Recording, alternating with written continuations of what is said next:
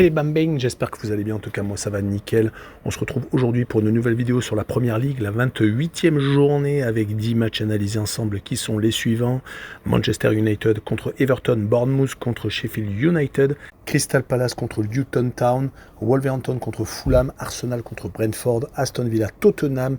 La très belle affiche sur cette journée, Brighton contre Nottingham Forest, West Ham Burnley, Liverpool City, le choc entre le premier et le second, et Chelsea contre Newcastle. Vraiment des belles affiches. N'hésitez pas à venir nous rejoindre sur le site VIP et les réseaux sociaux, tout est à l'écran et en description. N'oubliez surtout pas vos critiques positives ou négatives, votre pronostic, votre petit pouce et rejoignez la communauté. On est en train de monter, c'est magnifique. Et on jette un coup d'œil sur le classement où Liverpool est toujours en tête, mais avec un petit point d'avance sur Manchester City qui est second, 63 contre 62. Troisième Arsenal, 61, donc les trois premiers en 2 points. Quatrième Aston Villa avec 55 en embuscade bien entendu. Et dernier strapontin pour la C1, cinquième Tottenham avec 50 unités. Les trois relégables sont Luton Town avec 20 points, 19e Burnley avec 13, à égalité avec Sheffield United avec également 13 unités mais avec un goal average de moins 50, donc 20e et dernier. Et on attaque avec Manchester United contre Everton. Manchester United est actuellement 6e alors que Everton est comme d'habitude dans le fin fond du classement. Ils sont actuellement 16e mais n'ont que 5 points d'avance sur la zone de relégation. Manchester United vient de s'incliner lors du derby mancunien 3-1 alors qu'il menait 1-0 sur un magnifique but de Rashford. Mais malheureusement, United reste sur 2 défaites consécutives car il s'était incliné également à la maison contre Fulham. Vraiment dommage car 5 matchs sans défaite consécutive qui avaient un peu relancé l'équipe de Ten Hag pour peut-être espérer attraper mieux qu'une place en Ligue Europa, voire en Ligue Europa Conférence. Mais cela va être compliqué car ils ont 11 points de retard sur Aston Villa. Ils vont jouer contre Everton, comme je vous l'ai dit, qui est toujours en fin fond du classement, qui à chaque fois est en train de lutter pour ne pas descendre en Championship. Actuellement, sur les 5 derniers matchs de championnat, c'est 3 matchs nuls contre Tottenham, Crystal Palace et Brighton. Pas ridicule non plus, mais 2 défaites contre West Ham à la maison, c'était le week-end dernier, et contre Manchester City. Ils n'avancent pas du tout que 3 points pris sur les 15 derniers possibles. Sur ce match-là, je vais perdre 2-0 à Manchester United, et je vois le moins de 3 buts sur le match avec une cote à 1,71. Le match d'après est Bournemouth contre Sheffield United. Bournemouth est 13e alors que Sheffield United est dernier. Le 13e a eu une vraie période d'invincibilité où ils ont réussi à avoir des résultats assez exceptionnels, battant par exemple des équipes comme Newcastle, comme Manchester United en déplacement. Ils ont enchaîné 6 victoires et 1 match nul. Ils ont même réussi à tenir très longtemps en FA Cup, se faisant éliminer par Leicester, le leader de Championship. Dernièrement, ils viennent de gagner à Burnley, donc ils sont franchement sauvés. Ils sont à 11 points de la zone de relégation. Il faudrait vraiment qu'ils s'écroulent pour ne pas aller au bout, surtout qu'ils ont un match en retard. Du côté de Sheffield United, ils sont donc en zone de relégation. Ils sont malheureusement derniers. Ils prennent beaucoup trop de buts. Ils viennent encore d'encaisser un 6-0 à la maison par Arsenal. Cela faisait suite au 5-0 encaissé conjointement contre Aston Villa et Brighton, à chaque fois chez eux.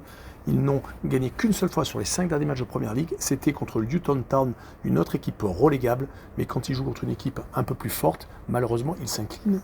Mon pronostic sera une victoire de Bournemouth 3-1 et je verrai le plus de 2,5 buts sur le match avec une cote à 1,50. La rencontre suivante est Crystal Palace contre Luton. Crystal Palace est 14e au classement avec 8 points d'avance sur la zone de relégation, alors que Luton, justement, est le premier relégable. Les 18e du classement n'ont plus le choix et doivent absolument s'imposer pour réduire l'écart avec Nottingham qui est juste au-dessus d'eux. Ils n'ont que 4 points de retard sur le premier non relégable, mais le problème c'est que Luton n'arrête pas de perdre. Ils ont perdu leurs 4 dernières réceptions, toutes compétitions confondues. Un 6-2 pris par Manchester City, également un 3-2 contre Aston Villa et des défaites malheureusement avec beaucoup trop de buts encaissés. 18 buts pris sur les 5 derniers matchs officiels.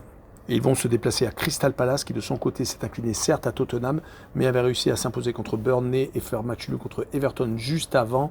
Donc malgré leurs défaites, quelques défaites très compliquées contre Brighton et contre Chelsea, ils arrivent tout de même à avoir 8 points d'avance sur la zone de relégation. Donc sur ce match-là, je verrai Crystal Palace s'imposer 2-1 et les deux équipes qui marquent, car Luton arrive tout de même à s'imposer offensivement sur certains matchs avec une cote à 1,77. On poursuit avec Wolverhampton contre Fulham, le 10e contre le 12e. Il y a 3 points d'écart entre les deux équipes. Wolverhampton, ces derniers temps, n'est pas si mal que ça. 3 victoires sur les 5 derniers matchs, toutes compétitions confondues. Une qualification En Coupe d'Angleterre contre Brighton dernièrement, ils vont jouer contre Coventry, une équipe de Championship. Donc vraiment beaucoup d'espoir de passer encore plus haut. Et ils ont surtout réussi à s'imposer à Tottenham et contre Sheffield United. Malheureusement, 2 défaites contre Brentford et Newcastle les laissent au milieu de tableau. Du côté de Fulham, c'est à peu près pareil. 3 victoires, un nul et une défaite. Ils ont réussi à s'imposer contre Manchester United et dernièrement contre Brighton.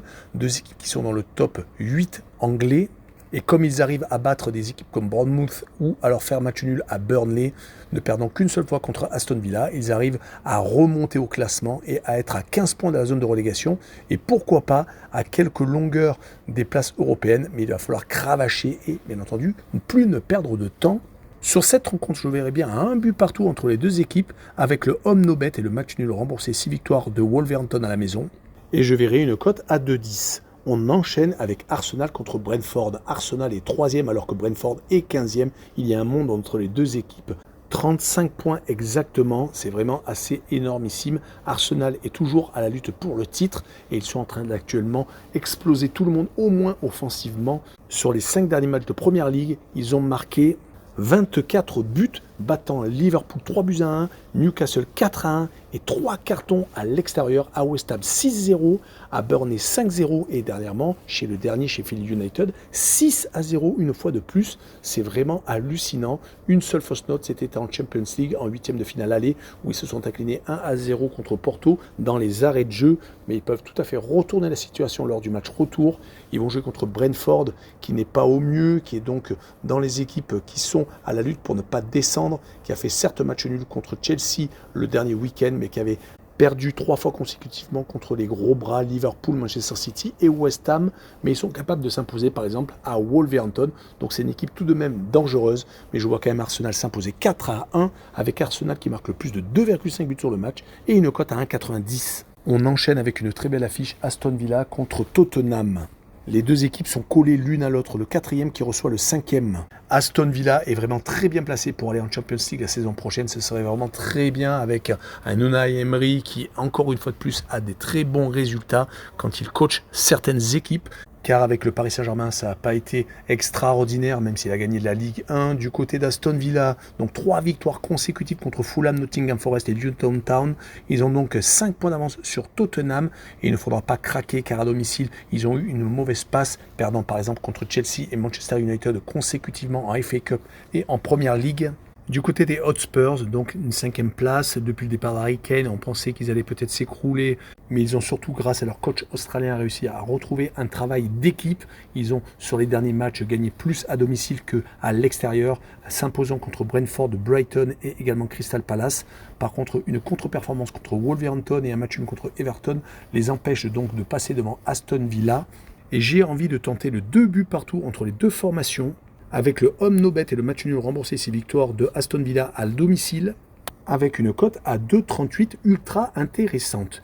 Brighton contre Nottingham Forest et la prochaine rencontre avec le 9e qui accueille une équipe en difficulté qui est 17e avec 4 points d'avance sur la zone de relégation.